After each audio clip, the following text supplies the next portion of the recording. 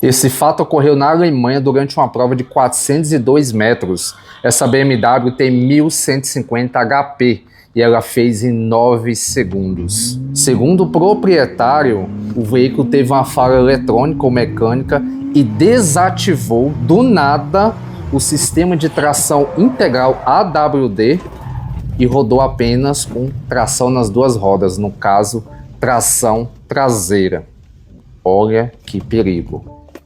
Imagine, hein? Ainda bem que aqui estava em um local seguro. Imagine se isso acontece na rua.